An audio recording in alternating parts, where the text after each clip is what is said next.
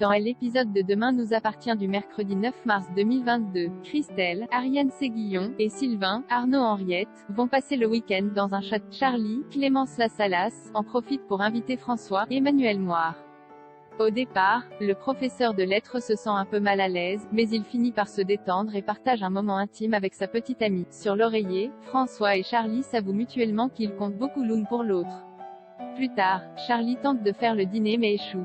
François décide de l'amener au restaurant à En quittant la ville en voiture, le couple croise Chloé, Ingrid Chauvin, la proviseure du lycée. Par peur de se faire surprendre, François se cache. En rentrant de Croatie, où elles ont passé leur lune de miel, Sarah, Camille Genot, et Roxane, Raphaël Volkov, parlent bébé. Elles se sentent prêtes à fonder une famille, même si cela veut dire qu'elles ne pourront plus voyager pendant quelque temps. Plus tard, elles vont voir Bar au Spoon pour lui offrir un cadeau.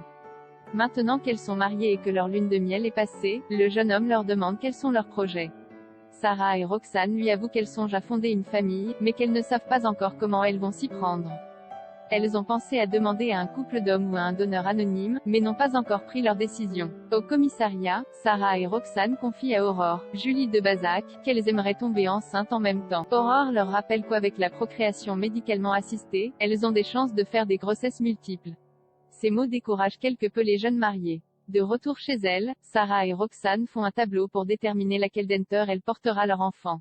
Néanmoins, les deux jeunes femmes souhaitent être enceintes et n'arrivent pas à se mettre d'accord. Finalement, Sarah confie à sa femme qu'elle souhaite que leur enfant lui ressemble et accepte de la laisser le porter. Au Spoon, Louise, Alexandra Naoum, et Bar, Hector Langevin, constatent un nouveau trou de 100 € dans la caisse. Bouleversée, Audrey, Charlotte Gassio, propose au couple de retenir les deux montants sur ses prochains salaires, mais Louise est contre.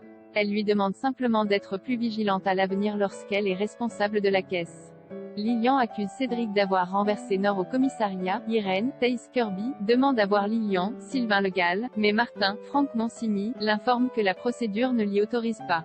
Il en profite pour lui poser des questions sur la voiture dont le rétroviseur a été remplacé. Irène lui répond que c'est elle qui l'a fait après avoir heurté un poteau 2 mois plus tôt. En salle d'interrogatoire, Lilian explique que son deuxième téléphone lui sert dans le cadre de sa carrière de football, notamment avec les filles un peu trop insistantes. Il ajoute qu'il l'a acheté 1 an plus tôt, mais Martin Ny croit pas. Il est persuadé que Lilian utilisait son mobile de secours pour envoyer des menaces à Nord, Saël de Figueredo. À Saint-Clair, Cédric, Julien Cheminade constate une faiblesse musculaire dans le bras gauche de Nord. Il soupçonne un vasospasme, un resserrement des vaisseaux qui bloque l'afflux sanguin dans certaines zones du cerveau. Pour ne prendre aucun risque, Victoire, Solène Hébert, envoie Nord passer un scanner. La jeune femme subit finalement une intervention. Au même moment, Damien, Adrien Robe, récupère l'historique du second portable de Lilian. Il y découvre les photos de Nord et Cédric en train de s'embrasser, ainsi que les messages de menaces envoyés à Nord. Lilian est donc bien le corbeau. Acculé, le jeune homme avoue avoir envoyé les messages mais maintient qu'il n'a rien à voir avec l'agression de la jeune femme. Selon lui, Cédric est celui qui a foncé sur Nord. Loading Widget.